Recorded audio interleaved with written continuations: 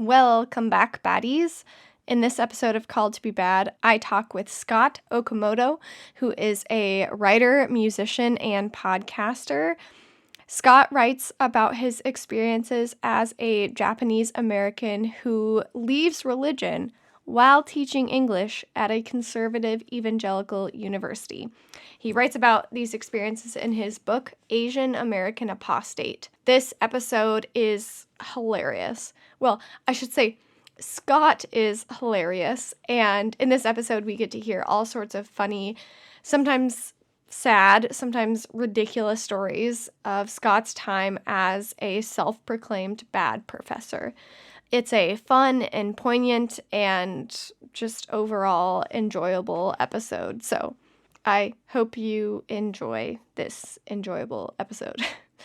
Also, thank you to everyone who sent me kind messages about the podcast. It truly did cheer me up, and you may have noticed that it has been a while since I posted an episode. And so in this time away, I've realized that I need to remove the pressure of posting an episode weekly. So my goal from here on out is to post an episode when I can, whenever I can. So this may still be weekly on Mondays, which has been my pattern. This may be every other week. I may all of a sudden post multiple episodes in a week, or maybe once a month. Yeah, so and it may not be on Monday when I post. It'll be whenever I get it done. I'm also taking off the pressure to keep up with the Call to Be Bad social media. So the algorithm hates it when you post infrequently. It doesn't keep your posts at the top of people's feed. And it also hates when you post picture posts. So there's this constant underlying pressure to make reels, which takes a lot of energy, and I wasn't doing it anyway. And I finally realized the podcast isn't going to grow through my Instagram. The podcast is going to grow by putting out content that you all love. And also, really, does it matter if the podcast grows? No, it matters that I connect with you all who are already listening, who already love the podcast. So, all of that to say, I'm just going to keep you on your toes as to when a new episode comes out. Also, geez, this is turning into the Mariah Diaries, but whatever. Part of why I've had a hard time posting is because I suffer from shiny object syndrome or ADHD, or something has struck again, and my new hyperfixation or obsession is crochet, and it has taken over my life. Thanks a lot to Rachel Stolpe. I say that sarcastically, but actually, thank you, Rachel, for introducing crochet into my life, especially in this difficult grieving part of my life. Crochet has been a comfort and a form of inspiration. Anyways, the good news is that while crochet has taken a lot of my creative energy that has normally been allocated to the podcast, it isn't a terrible obsession. There are worse obsessions, and it has resulted in some very cute creations. I've decided to call this new hobby or obsession or sickness Mariah Kate Creates. That's my new business or whatever. You can follow me on Instagram where I show off all my cute crochet plushies. I've also been posting them to Facebook. These crochet plushies are otherwise called amigurumi. It's based on the Japanese art amigurumi. Anyways, the point of me sharing all of this is to not only tell you what has been going on in my life while I've been gone from the podcast, and also to say that there has been a cute marriage of these two hobbies. I have been searching for handmade mugs that I can customize with the Call to Be Bad logo and sell or send to people that have been on the podcast or to patrons, but I can't find any that are financially feasible, so I've held off on that goal of mine. Well, I have figured out that I can make really cute plushy mugs in Call to Be Bad colors, and they can have different faces. They can be happy or angry. Anyways, they're really adorable. So all of my Call to Be Bad patrons will receive a little Call to Be Bad mug plush, and I will figure out the best way to sell these plushies to any of you baddies who would like to buy one. At least for now, you can look on the Instagram or Facebook and I'll post a picture of the plushies and you can decide if you want one. And so you can just message me and say, hey, I would like to buy it. And I will tell you how much I will sell them for. And then you can have your own little Called to Be Bad mug because we love mugs and cute things here on the podcast. Anyways, your homework, go follow my Mariah Kate Creates, shameless plug for my other Instagram since I've had so much energy to post on the podcast Instagram. And, follow the podcast while you're there if you haven't already, and enjoy this episode. That's enough Mariah chatter. Okay, bye! So suddenly, some of my colleagues thought I was evil. The administration definitely thought I was evil. A small percentage of my students thought I was evil. And at first I was really hurt. But then I was like, well, yeah. This is kind of fun.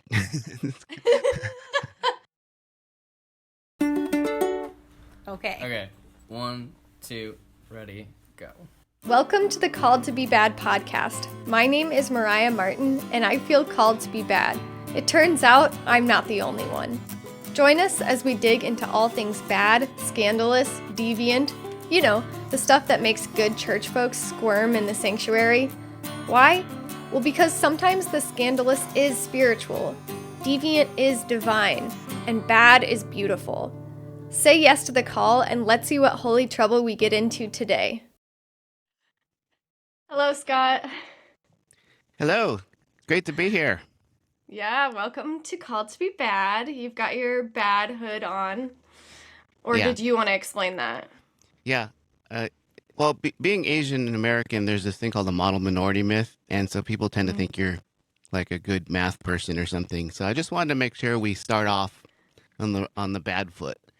So so I look like, it's really hot. I'm going to take it off. But I wanted to look like, Emperor Palpatine or something to sort of reinforce this notion that we are bad. Yes, we are very clearly on the dark side. I also love how we're both wearing black. Yeah. Well, I have gray underneath, but yeah. That's okay. So I'm starting to enough. sweat, so I'm going to take this off.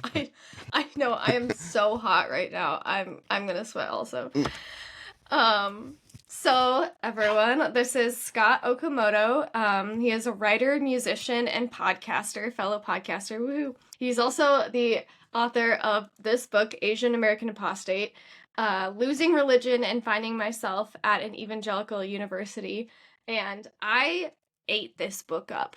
It is so funny. And it's embarrassing because I got I don't know if you can see, but I got a water stain. I'm really tough on books because I just write on them and just throw them around. But yeah, I just underlined lots of stuff. Anyways, it was great. Oh, thanks. Yeah, water stains. That's a mark of honor, I think. So you took it to the pool, or you couldn't stop reading in the shower. Awesome. Yeah, exactly. Sometimes my books have little nibbles in them or bite marks because my bunnies will get a hold of them or my chickens will even peck at them. Oh, yeah. So that's not you getting hungry. That's right. That's them. They're hungry for the literature. So yeah, we're here to hear your story, Scott, of being a bad professor. And as I was reading your book, there were some lines that I was like, it seemed like you took it from the podcast. It was hilarious about being bad and your fellow bad professors and how you were known and a student came and tried to protect you because you were on the bad professor list. And they were worried about getting you fired. And anyways, it was perfect. So I'm very excited to hear more. Yeah, this is a good matchup. The Called to Be Bad. It's an honorable calling. Yes. And I bad, depending on whose perspective we're talking about. But I think what the work you do is great. So, but I'm a bad person. So, so yeah. So where does that leave us? You said bring a drink, so I brought some ahead. Makers. It's 8:00 here, so I may not drink a lot of this. So I have coffee too. So. Okay, coffee, and then what is that? You said Makers. Is that whiskey or? Yeah, Maker's Mark bourbon. Okay. Maker's Mark bourbon. Visually, Very it was nice. the most effective because it's big, but Yeah. to reinforce the badness of the. Yeah. Some people put alcohol in coffee or like make some sort of alcoholic coffee drink, and I haven't Irish done that coffee. on the show yet. Yeah, maybe I should try that. But yeah, I also have coffee, and my mug in honor of your use of the word fuck in your book, or fucking, or any iteration of that word. I have a mug that says, "You are pretty fucking awesome. Keep that shit up." And I was thinking about it. I was like, "You're pretty," and so I was like, that would be an adjective, right? Because it's describing. Yeah, it depends on which it's describing. Anyways, if it's describing, awesome. So, but if it's describing awesome, then it's an adverb because awesome is an adjective. So it's describing an adjective. So this is all in the book. Okay. I don't just swear profusely for nothing. Well, maybe sometimes. The Publishers Weekly interviewed me, and the woman, she was older. She was like, "Did you know that the word fuck appears on 47 different pages?" I was like, I actually didn't count it. It was just a gag. I kept going. I'm surprised it wasn't more. Yeah. Because it pops up throughout, so it feels like it's constant, I guess. It's constant barrage of fuck. Yeah. The gag but was, it's used with purpose. It's grammar. Yeah, exactly. It wasn't Go ahead. just Explain the Yeah, bit. no, it wasn't just me like cussing like a sailor. Or maybe it was, and I used grammar as my shield to say, I had developed as a community college professor, teaching parts of speech, nouns, verbs, adjectives, adverbs, and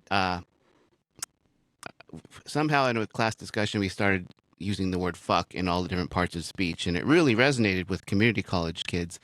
But at Azusa Pacific University, which is an evangelical school, not so much.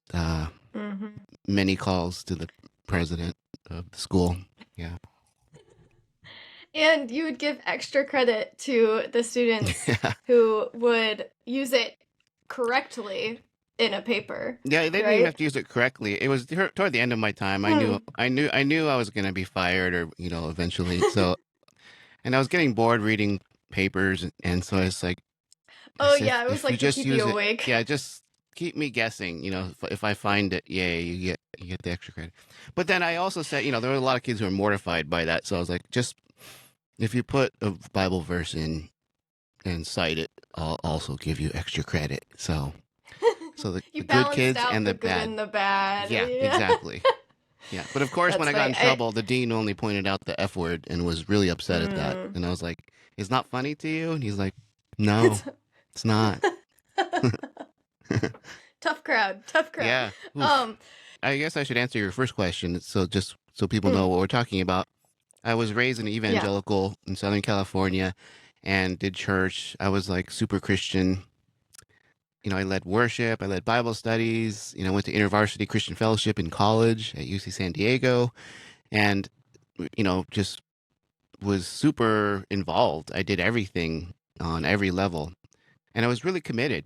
But I was also committed to studying the Bible, which was sort of not good for my faith. Because the more I read, the more I realized there's nothing necessarily wrong with the Bible. But studying the Bible was not good for your faith. That's an awesome sentence. Yeah. Well, because the faith was evangelical. In other faith traditions, it's not as problematic because they read the Bible in context, or they read it for what it is. And it's not going to be your science book. It's not going to be your blueprint for modern politics. It's theology. It's faith. So my faith quickly was, through many experiences, was very challenged, and I tried to seek truth, and just kept. I guess the word is deconstruction now. I used to call it deprogramming. I started out college as this sort of conservative, mildly conservative, fundamentalist, and meeting gay people, meeting trans people, meeting people from different cultures and different religions, really kind of softened my stance on a lot of things. So By the time I started teaching at Azusa Pacific, I kind of was barely hanging on to anything Christian. But I thought, okay, I'm going to teach at this Mm-hmm. school, maybe for a couple years, get some teaching experience, and hopefully my faith will be sort of at least bottom out and it's just stay the same level instead of like fading as it had been. But really, the experience didn't help my faith at all. It was in many Mm. cases worse than some of the churches I had been to. So I woke up, I don't remember the day, but I woke up one semester realizing I don't even know if I believe in the Bible or God. Um, and then they promoted me to a full time position. So I had to decide, how am I going to, in good, if I didn't think I could do this in good faith and in good conscience, I wouldn't have taken the job because I had other job opportunities. But I figured I was going to keep doing what I was doing, and that was helping Christians interrogate their faith, not Mm-hmm. to destroy their faith, but to help make them stronger. Because that's what helped me in the early days was to really ask tough questions and Yeah. really, because they're going to hear it somewhere, so they might as well hear it in the safety of a classroom at Azusa Pacific, where I'm not trying to deconvert anybody. I'm just trying to say, what does the Bible say? What what does Jesus' teaching have to do with your politics, your views on sexuality, your views on money? That's a big one. Um, Gender, all these things that the kids wanted to talk about. They loved talking about it in my class because it was uncensored. They could ask any question. They could write any paper. I would help them write. I would help them, come up with, it was English. Um, so I stayed for another 8 years, really with almost no faith. Like I'm not sure exactly the moment, but yeah, I believe in building bridges to help students, not just with their own stuff, but to see me as a Japanese American, as an Asian American person, man, um, as someone who had a different or no faith. How do you interact with people? And I think helping Christians, especially the fundamentalists these days, it's getting tougher if it's even possible right now. Um, Yeah. it's that was my quest, and I felt like it was an honorable one until the school just was like, no, you got to go. You can't be nice to gay people or LGBTQIA people at this school. So that was a bridge too far for them. Yeah. It's interesting because uh I've heard many other people where that was like the last straw with like that they were no, I'm mixing my metaphors. That was like the last thing that they were hanging on to. And Yeah, then they're like, I can't say that being gay definitively is a sin. Like, even if it was like just a pretty moderate perspective, it was like, no, that's not good enough. yeah, Like, you have to like yeah, come down on this. And so then they had to leave. Yeah. yeah. That's Yeah. so that's where um, like I said, it's tough today. If someone can look at someone like Donald Trump and think they're so godly and Jesus like, I don't know if there's a conversation to be had there, but not all fundamentalists are like that. And so it was like Right. this is the lead up to Trump when I was there, the lead up to the Tea Party, the lead up to QAnon and things like that. Mm-hmm. But there were enough students who were intrigued by the idea of like, yeah, let's talk honestly and openly without the assumptions of conservative fundamentalists, because there's other faiths. There's Catholicism, and at APU they think Catholics are going to hell, or they're just Jeez. satanic. It's literally Oh what my what gosh. most of the students say. Um, Wow. Much less Episcopalian or Mm. Lutheran. Like if you're not on the right side of the political and theological spectrum, then you're a suspect. You're bad. So that's why I was the Yeah. bad professor. It's funny because I grew up, being Asian American, everyone thinks you're good. You're a good kid, and I was. So I grew up as the good kid, the worship leader, the Bible study leader. Mm. And to suddenly be seen as like scary or bad because I was having these discussions in class, can you have sex before marriage? Just asking that question is intriguing and terrifying to Christian college students. So Yeah. suddenly, some of my colleagues thought I was evil. The administration definitely thought I was evil. A small percentage of my students thought I was evil. And at first I was really hurt. But then I was like, Well, yeah. this is kind of fun. Being evil. Yeah, I was like, Literally. You got a taste. Yeah. Well, I loved how I mean, yeah, it was entertaining. It's entertaining. It's hard not to get caught up in these conversations. And I grew up in a family that loves to argue and just like go back and forth. And so sometimes I see myself get like caught and just like arguing just to argue. yeah, And and sometimes like those conversations they do break into new territory, like you do make progress.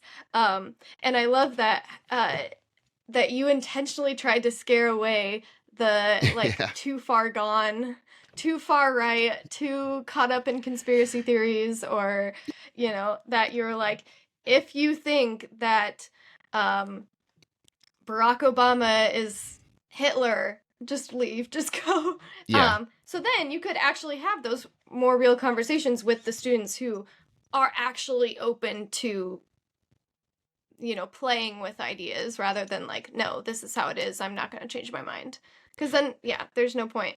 right. Yeah, because some kids come to Christian colleges. I don't know, did you go to a Christian university or college? I did, yeah. So you've a lot of your classmates were probably of the mind that you go to these schools to avoid all that intellectual mumbo jumbo and just get, fall more in love with Jesus is why they came to the school, not necessarily to get an education.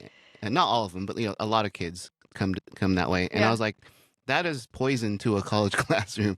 You can't if we're arguing at that level of Sunday school, you can't really have a college discussion. And so, yeah, I would try to scare people away. Yeah. And it was at first, like I said, it hurt my feelings. I would say, like, so if you think that, Barack Obama is the Antichrist and Hitler or something like that, it's going to be really tough for you this semester, for all of us. And then people would just like pick up their stuff and just like storm out of the room and just shoot me that look like, you're fucking evil. You're a terrible person. And, a lot of times I heard anecdotally they would call their parents crying that, they had this evil. They only heard me for like, say like 3 sentences and like, I'm the worst person they've ever met just for bringing this up. Yeah. But I realized, no, good, not just for me, but for the whole class. We can't have this person in this class. Now, the ones that did stay, it was rough, but it was great. I was 99% of the time able to help bring these kids down from that ledge, to say, at least you can listen to something without being indoctrinated. You can have a discussion without inviting Satan to dwell in your heart. Yeah. It is possible you can still go through this semester with me and you'll think about some things you never did, but it's you still have agency to believe what you want. But it's tougher, if you've got a classmate who's black and you've never been a black person, which is, most of the kids at the school.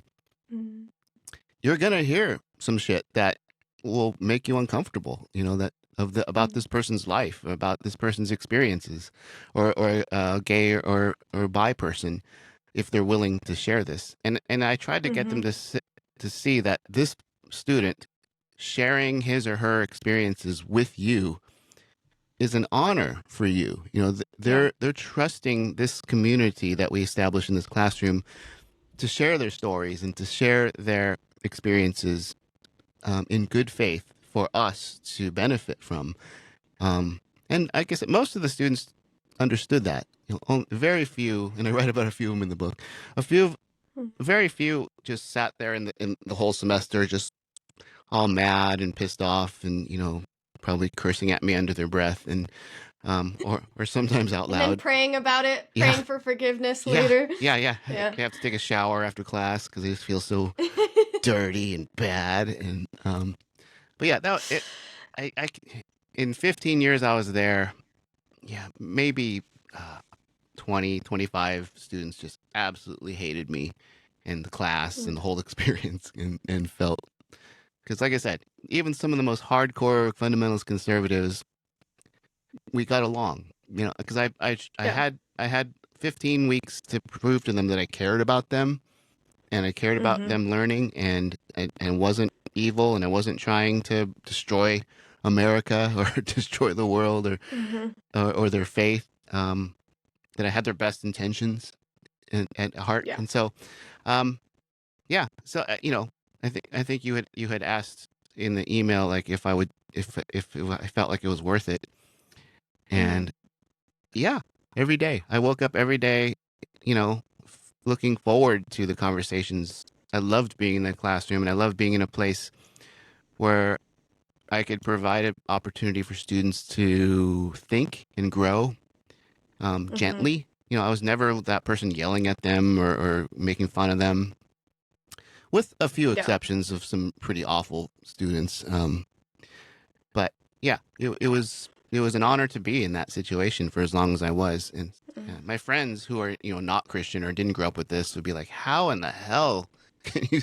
Because we'd go out and have a drink, and I'd be telling them what my day was like, and they were like, "That sounds awful. Like, how Mm-hmm. can you do this?" It's like, well, I was these kids. I was a Mm. fundamentalist 18-year-old, and I knew what they were going to say before they even said it most of the time. It was rare to have me stumped, where like someone would say something and I'd be like, "Ooh," like, hadn't thought of that. No, I was that. I was that, and I knew, and I had all these years of life to sort of look back on from that point, to say, yeah, here's why I don't think this anymore. You can take it or leave Mm-hmm. it. And like I said, it sounds like probably in the book, like, wow, I'm just like talking about life nonstop. I was teaching English, and teaching sentence structure and paragraphs and thesis statements, but teaching argumentation, that's where all this took Mm-hmm. place. You can't come at me with like, well, we took prayer out of schools, the world went to hell. I'm like, bad stuff happened before we took prayer out of schools. So what do you say to that? It's like, um, Yeah. yeah. Yeah, I hadn't thought about how you became the professor that you would have benefited from when you were in your evangelical, you know, Yeah. heyday was the Previous word life. for Yeah. that kid. Yeah. Yeah, previous. I call it my conservy phase. I had my Conservative phase. conservy phase. Yeah, yeah, and it was when I went, well, when I started off at Heston College, which was a Christian university, and I I'm in the Anabaptist Mennonite tradition, and it doesn't seem like a culture that goes to a Mennonite school to not have to do the rigorous academic work. It's more of like because you want to stay within Mennonite culture, or like you want to, like, yeah, kind of stay in that Mennonite bubble, and not, I guess, a little bit of like not put yourself into the kind of hardcore partying world, maybe. Like you just like have a small school, and you get more attention from professors, Yeah. and you don't have to like go into the wilds of binge drinking culture. Yeah. So there is probably some sheltering there. And then at Goshen College, this is why I was bringing this up. So I went to a 2-year school and then transferred to Goshen College, which is a 4-year school, also an Anabaptist Mennonite institution. And in my Christian theology class, my professor was doing what you were doing for 15 years, right? Yeah. Yeah. And just like providing different perspectives, different theologies. And I remember leaving class and feeling so confused and offended and hurt. Like it felt like this. I kind of see how your students were just like, it felt like they were like, my professor was intentionally trying to rip apart my faith, and it felt very personal. Um, Now looking back, they literally were just giving different like, oh, this theologian thought that, and there's a name for this Yeah. concept. And like it wasn't personal, but it felt really personal, and it felt like my world was coming apart. But now I'm incredibly grateful for that education. So I hope that some of your students look back and they're like, oh, that's what Yeah. bad Professor Scott was doing. You know, he wasn't trying to like destroy, you know, turn me into Satan's. I don't know what. Yeah. I don't know. No. Yeah. And in the book I talk about it's I recognized how rough it was because I remembered being challenged and how scary that is. Like Yeah. something that I assumed to be, a deeply held Christian belief being challenged was terrifying. Yeah. And so I was always very gentle, trying to like just well, here's this, there's how might your understanding of faith, interact with this, and yeah, and sorry, I'm yeah. cutting in here, but my favorite thing is, hopefully you can hold on to your thought. My favorite thing was that like the most stumbling or like the part that stumped them so much was like Jesus. Like you're just like, Yeah. but Jesus says Yeah. this, and it's like, like Yeah. or like it's like the Bible was what like actually bumped up against their faith. Anyways, That's sorry. exactly what I was gonna say, actually. Yeah, perfect. Yeah. It was exactly my point. And it's funny now because back then they would really, oh wow, Jesus did say that. Oh no. Oh no. My parents are divorced. What does that mean? Because Jesus said no divorce. And he never said anything about gay people. He never said anything about Yeah. and so yeah, there's that one horrible story in the book that was really hard to write because this kid that really needed to believe that the Bible was inerrant, and when it was just very gently and quickly pointed out that there's something, the Gospels don't really line up. There's different chronology, there's different accounts of Jesus dying. He dies. It's like I call it Jesus in the metaverse. It's like 4 different actors and 4 different directors and production companies, each making a Jesus film with a different spin and a different story, really. And Yeah. and this poor kid walked out of my class, and we tried to help him. We tried to explain, it's okay, but it was so important for him that the Bible be completely perfect and inerrant that when it was very clear that depending on how you define the terms, but it's not. Sorry. He dropped out of school and he went into like existential crisis mode. And that always haunted me. It's like, because like I said, I always felt like there's a way forward for all of us. Me as this apostate, them as Christians trying to be good people, trying to, follow the mandates of Christianity and the teachings of Jesus, which I think are fine. The world should be a better place with more Christians in it. Well, okay, so backing up a little bit, looking at you as a bad professor. One thing that stood out to me is your kind of identity as a bad professor very much was in alignment with your kind of self-discovery or stepping into who you are as a Japanese American man. And I wonder if you can tell some stories about how that identity also played with your like bad identity and how those kind of, we touched on a little bit, but I want you to go more into that. Yeah.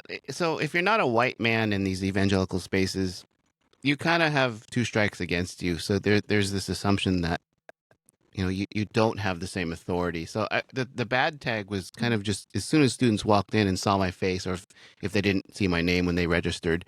Yeah, it's funny because, a lot of the stories I tell where I get in trouble, I had white colleagues, white male colleagues, not the women. Women have it really hard. White male colleagues would be like, I say that all the time. No one's ever, called the school on me. I'm like, yeah, well, I wonder why that is, So it was, if I was pushing back on something, it was seen as like me being out of my place or out of my lane. How dare you? I'll do it. I'll listen to Professor Smith, this old 60-something white guy say this, but you can't say this. You can't be the one to let me have a revelation about the world or my faith. So it was always like this, because people don't see Asian American men as inspirational or visionary or even creative. We're the worker bees, the drones of society is sort of the assumption that people bring with them into any kind of space. So just being funny was a challenge. And I'm an entertaining human being, and the students who saw me, who as for what I was, thought I was hilarious and really enjoyed the class. But it took a few weeks for a lot of students to sort of sit there and be like, the synapses would start to arc. And it's like, oh, he's funny. He's he's got some shit to say. Like it's because students would admit that you could to see me. the wheels It's like spinning. turning. Yeah, it's like students would admit to me after like the end of the semester, like, oh man, Okamoto, like I gotta admit, like when I first got here, I thought it was gonna be the worst semester ever with some like Chinese guy teaching this English class, and it was gonna be boring, and just thank you for like an amazing semester. And I'm like, okay, yeah, Wow. you're telling on yourself, but cool. Okay. I'm glad. Glad. Yeah, at the end of the day, I'm glad we had this experience that you. A very backhanded. Yeah, a little compliment. bit, but and they didn't even realize. No, but to their credit, I guess, that was the space I created to say you can share these things with me. I'm not gonna hold it against you per se. I'll judge you a little bit, but like I'll judge you privately, but yeah, I'll talk shit about you on a podcast in 10 years. But but like in that moment, that student is saying, I was here and I'm here because of this experience. And so at the end of the day, I honored those expressions. Or, I get a message on Facebook or on social media, like years after a student graduated, to your earlier point of like, wow, I was really disturbed by some of the things we talked about in class, but, now I'm 30 and wow, like I'm so embarrassed that I said some of those things. And I'm like, no, but that's where you were. And I knew that's where you were. And I was just planting seeds of not doubt. Badness. Yeah, I was going to say badness, but like seeds of just truth that will hopefully, someday. Critical thinking. Yeah. Because these are the things I'm talking about are like, maybe you don't have to hate gay people. And they're just like, what? No, we have to hate gay people. I'm like, no, I don't think you do. I don't think Jesus necessarily would even tell you to do that. And they're just like, what? Those kinds of things. Or even students will say like, yeah, I'm gay. I was fighting you so hard because I was struggling with it myself. Because I was actually closeted. Yeah. And so, it's an honor to be there in that space, watching these 18-year-old kids, just start to think for themselves. So, and when it came to race, being the Asian American person, maybe the first and only that they have like actually interacted with at length. It's an intimate space, the classroom, especially if it's like 15 or 20 kids and me, we're sharing our lives. I shared way too much about my life and my experiences because I wanted them to understand that I'll be vulnerable first so you can be vulnerable. And so to your point about being, race, I grew up thinking I was black my first 5-6 years of life because I lived in a black neighborhood. And we moved to an all-white neighborhood in Arcadia, California. At the time was all white. And so I had all these crises of identity, racial identity, because I didn't go to school with a lot of people that looked like me for the first, 12 years of my life. And so I was sort of behind when in my 20s. I wasn't, I knew I was Japanese American, Asian American, but I didn't really interrogate what that meant So losing the faith was kind of like a ticket into, or an invitation into other communities, which I really sought out, and finding spaces where I didn't have to perform for whiteness, because I got really good at performing to fit into white spaces. Brad Onishi and I, he's the host of Straight White American Jesus. We share this experience of like, we knew when we walked into a room of white people how to behave, to put everyone at ease, relax everyone. I'll give you an Asian joke to make fun of myself, just so we know there's no trouble here. I'm cool. You can say something racist and I'm not gonna like say anything. Ha ha ha. I'll even laugh at your stupid racist joke. And we to survive in these spaces, you have to perform for whiteness. And I was great at it. They kept promoting me at APU because I was great at this. I knew how to put my students at ease who were 90% white. So realizing that, wow, that's kind of shitty that I have to do this. And it's a skill. I think all BIPOC folks should learn how to do this just to survive in workplace, church, social settings.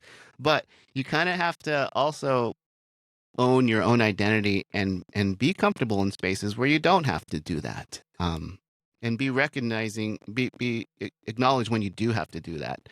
And so finding this community in Los Angeles of predominantly Asian American arts and political activism, and I met people who don't do this, who don't, and it was so freeing for me to find a space where, yeah, I didn't have, it's, in fact, let's not make fun of ourselves, and let's not make fun of our immigrant parents, and let's not, talk about stereotypes all the time. Let's just be, let's just be ourselves in community together.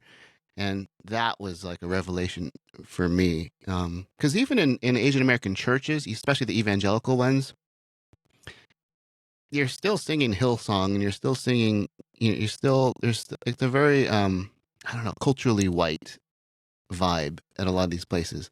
I'll say this though, Korean churches are very Korean. The Japanese American and Chinese American churches pretty much are all sort of approximating white, just doing white versions or Asian versions of white church. Koreans are a little pretty intense.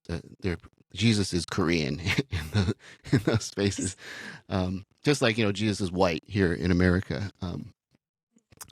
But yeah, so all these things, I'm going through all this in my last 5-6 years at APU, where I'm like, wow, shit, I'm Japanese American, and that's good, and that's okay, and that's awesome, which I wasn't always able to say in my early adult life. And then the contrast of being at a place like Azusa Pacific, which is so white, even when they crested the 80% white, they went below 80%. They had a big celebration in the faculty meeting. Yay, we're at 78% white. Look at that. And this is Southern California. There's not 78% of anyone. If there is, it's Hispanic. They were celebrating their diversity at being below 70. Oh, okay. Yeah. Okay. Yeah. When I started there, it was 90%, white in the late 90s. So anyway, all this just to say, wow, what a time. And it's all in the book. Yeah. Like me losing faith, me building community and relationships with students, me finding my own identity as a Japanese American, fourth generation. It was the best of times. It was the worst of times, to quote Dickens. Yeah. And I love how in the book you I don't know that you would have used this language, but I saw how you empowered, the minority students to claim a place that was not catering to white evangelicalism or white supremacy, and to find these safe spaces and to actually push back, like your and how you brought in people from these safe spaces that you were finding to kind of show the students, hey, there is life beyond this very white, very conservative school.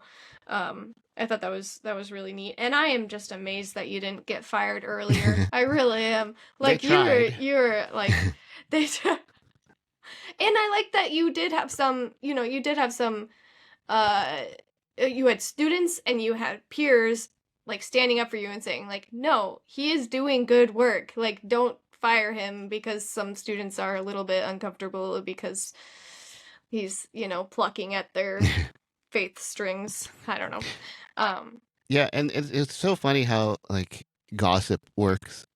I was sitting out, talking with some students, and someone's roommate or something or friend walked up, and they introduced me to him, and he was like, "Oh, you're the professor that told an entire class to fuck off." And I was like, "What?" Like, yeah, I heard the story that you told. I'm like, no, that never happened. Like, what are the other stories they're telling about me? I had this like cult status of like this, as this like, because the students who didn't know me, they just had stories about me about being this profane, evil, foaming at the mouth, probably smells like sulfur, from being in hell so often. Like, I don't know. There were so many stories about me. Smoke coming from your nose. Right? And I was like, and the funny thing was, there was shit that I did. I smoked weed with the English majors. Like, no one ever knew. No one ever got me on that. So I confessed it in the book. Yeah. But like, yeah. Like smoked weed. That makes it sound so much cooler than it was. It was like I would take a hit off this kid's vape because they would pass it around and we would read poetry.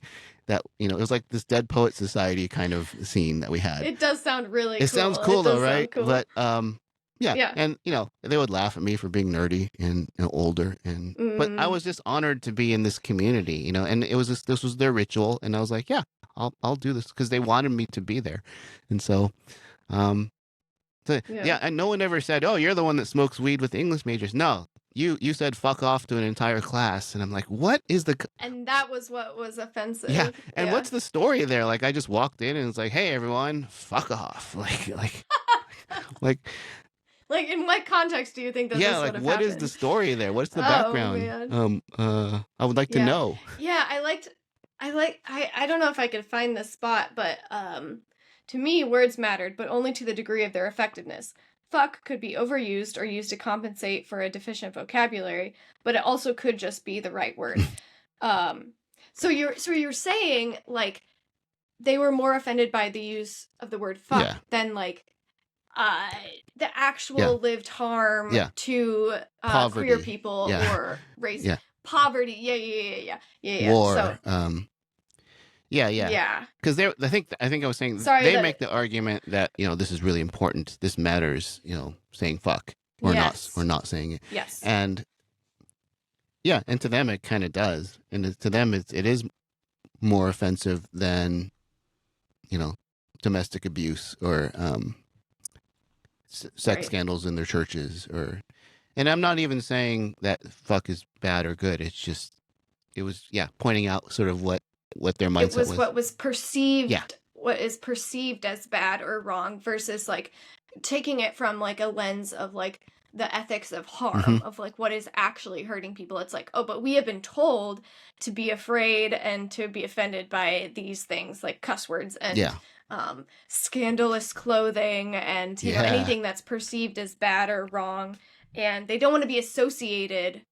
We don't want to be associated or thought of as like, oh, well, then that means that we are bad or wrong or evil or heretical or whatever. Yeah, all that. Yeah.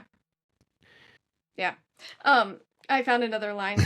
I was a bad, evil professor capable of committing unspeakable atrocities in the classroom. Yep. This is what your campus pastor thought of you. I was the face of the evil liberal professor. Yeah. And you were the Marxist. They like that term, Marxist. They couldn't explain what that was, but I think they heard that on like Fox News or something. And I got accused of being Marxist a lot, and I don't think I was. But early on, the first maybe 10 years I was there was this campus pastor who was very popular, as campus pastors are, the cool, hip, relatable guy. And he heard complaints about me and just sort of made me public enemy number one. Like, he was always talking shit about me. I never met the guy. Like, I never spoke to him directly. And I had students in my class who liked me and would like defend me to him, and he wouldn't listen to him. It was like he needed me to be there. He needed me to be the boogeyman.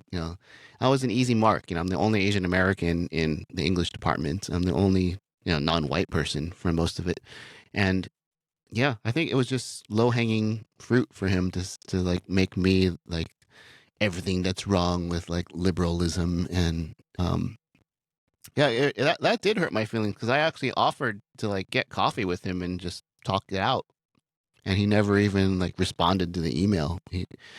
And his students was like, yeah, please go get coffee with Professor Okamoto, he's really cool. And he'd be like, no. No, not gonna do it. So how did you like? So there's part of wearing bad as like a badge of honor, because you know that you're living authentically, or that the things that they're accusing you of being bad aren't actually bad. Yeah, but what do you do with those moments of like, no, but I'm actually not that bad. I'm not actually the spawn of Satan, and I don't want you to think of me that way. Like, what do you do with that space? It was hard because I'm human, and I wanted to build that bridge with that pastor, and certain administrators who also I knew were talking. The board of trustees had me on a list. So there's a part of me that, because I wanted truth to win out, I was like, okay, if you're gonna judge me, like get to know me and understand me, not this caricature of me that's being painted by whoever. So I wanted a chance to like at least argue for my humanity and for my place in this community, which I valued. But as time went by, it was just like, fuck it. I don't, these people. I don't need these people to like me.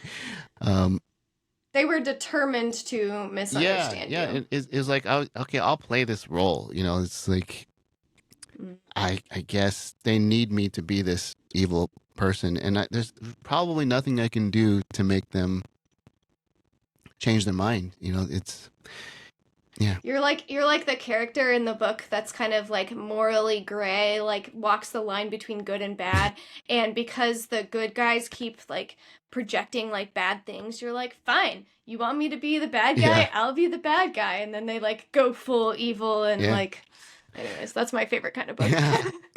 But toward the end, I would tell my students during the student evaluations, just write "my professor's evil," or I would just tell them what to write. And when I was getting fired, the dean had all these things that I had told my students to write as proof that like. So I just started laughing, and he's like, "You think this is funny?" And I'm like, "Mm-hmm. It really is. It's yeah. You're willing to believe this because you knew the truth, and so it was less important for these other people who were determined to misunderstand you, because you knew the truth of who you were at that school and what your students thought of you. Yeah, and it was more important that my students knew, because I really valued those relationships that I had with, and not just the liberal progressive ones. I really enjoyed my time spending those hours hashing through ideas, concepts with all my students who were willing to be there and be willing to engage. That you don't get paid a lot to be a professor. There's not. It's a lot of work, but like for me, those moments of connecting with folks and seeing them, develop as young adults. They're just starting out in their adult life, and I know they're going to be different. So a lot of kids I got to see freshman year, and then they would take me again in their junior or senior year. Totally different people, and just from that amount of time. And it's not just me. That's like their whole life experience. Those are huge steps of development: freshman, sophomore, junior, senior, super senior year of that stage of life, right? And so being able to see that and be like a part of a step of development was an honor, or a step of development in some cases. It's holy space, if it's okay to use that. No, I think that's where the divine exists. If I believe in the divine. I see it in music, I see it in love, and I see it in community. And I saw it in those classrooms where students were willing to be uncomfortable and to engage in things that made them uncomfortable. Yeah. When they had those aha moments of like, oh, maybe what I've been taught isn't actually the way how the world works, or maybe Fox News isn't second to the Bible in where truth comes from. And in a lot of cases, I wasn't there for the aha. I was there for the what the hell, the like what? And then years later in another class, it's aha. And they would tell, and some of them would tell me, like, I had my aha moments, when I was 25 or when I was 30.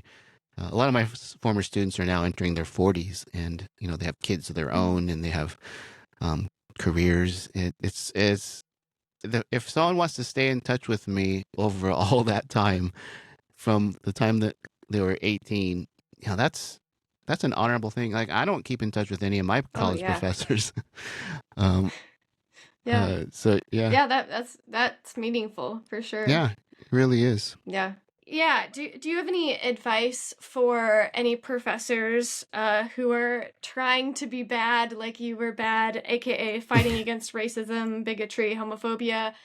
Maybe they're in a conservative school, maybe not, but they're trying kind of to do the work that you were doing. Yeah, that's hard these days. Professors are being fired left and right from Christian higher ed. Yeah. Just, this year they had the Asbury revival everyone was talking about, and just like a couple weeks before that revival, they fired 2 professors simply for expressing support for their LGBTQIA students. They weren't gay themselves. They weren't behaving badly. They just simply expressed support for their students, and they were fired for it.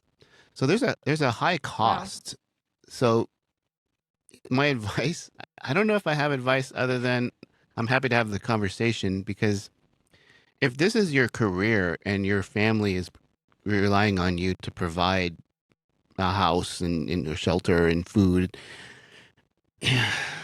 you have to decide, where's the line? If you're working for an institution that is harming communities, whether they be queer communities or BIPOC communities or women,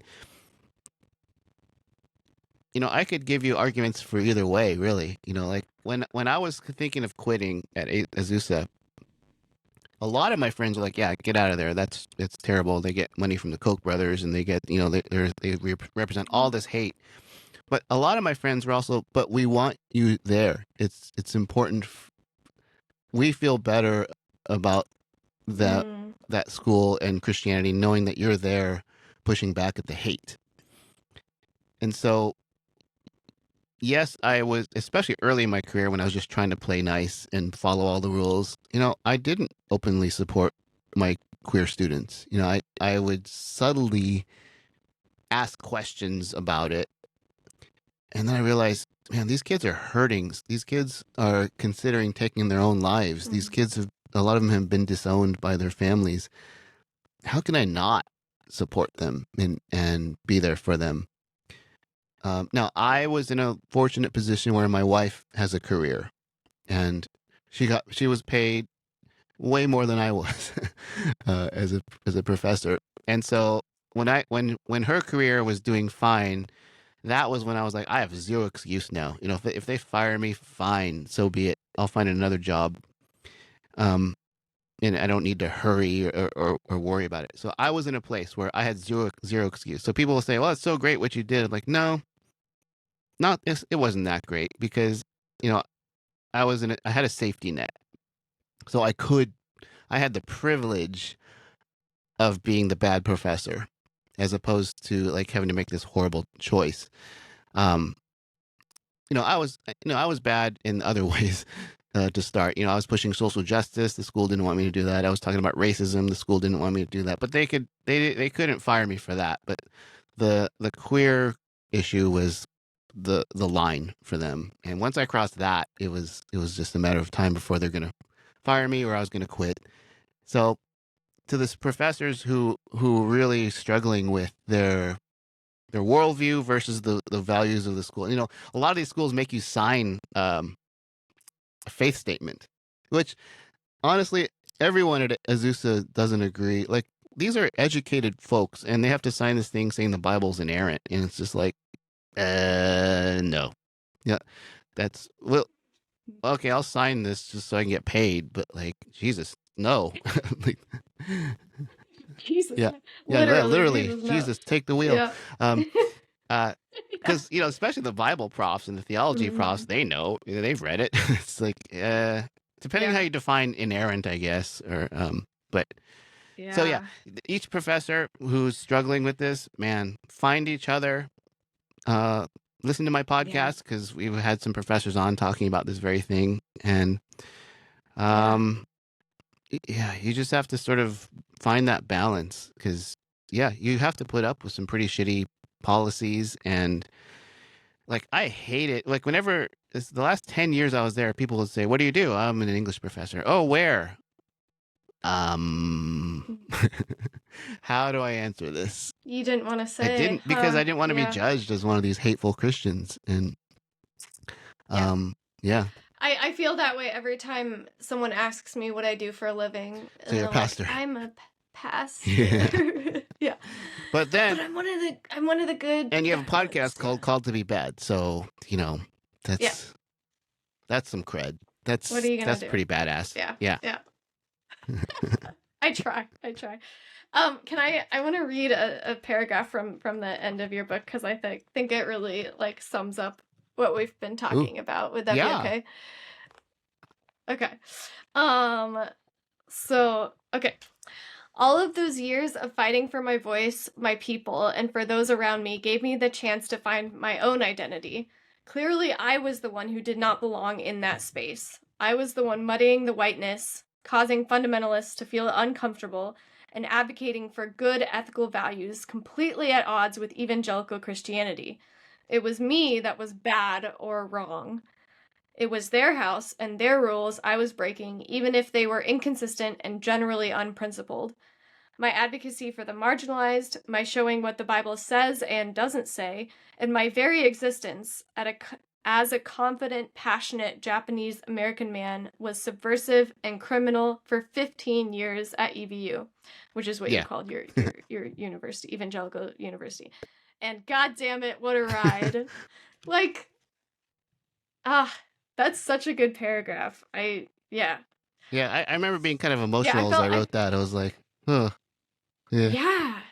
So many feelings. Because it really sums up your whole time. I mean, 15 years, that is, that's half my life. Yeah. I just think that's really beautiful. You finding your own identity, you helping your students find their own identity and faith. I think it's beautiful. I highly recommend the book. Thanks for reading that. And being an English prof, you could tell like it was just like really good writing and really fun and easy to read. Easy to read in the best way. I meant it to be. I didn't want it to be academic, so it's Yeah. And I was very conscious, like, as I was emailing you, I was like, man, this is probably full of grammatical errors, because grammar was the I loved English and I love writing, but I was like... let me just say this on behalf of all professors. Like, okay, well, no, on behalf of humanity, grammar police people are terrible human beings. It's like, oh, come on, like... because people act like there's some like downfall of Western civilization or the world if someone has a grammar error or misspelling. It's just like, you know what? English is fucked. Okay, English doesn't make any sense. If you are a logical person who sees patterns, you're gonna have a hard time with English, because English doesn't follow patterns or logic. It's pure, gobbledygook is a good word. It doesn't make any sense. So. They act like there's all these hard rules of grammar, and there aren't. There's more exceptions to these rules than there are examples that follow it. And so I absolve you of grammar. I mean, do your best. You got to do it for like professional things, and fine. Yeah. It's a thing. But if someone understands, you heard it here. If someone understands what you're saying, and there's a grammar error, and like fuck them for like pointing out the grammar error. Like language is communication, and as long as we're communicating and we're understanding each other, great. That said, if anyone needs help with their grammar, I can help you. I'm not proud of it. That's great. Awesome. Well, we traditionally end the podcast with a blessing. So would it be okay, Scott, if I bless you and all of our baddies listening? Yeah, absolutely. Or is that like too evangelical? No. I'll just hold on to this. Okay, go ahead.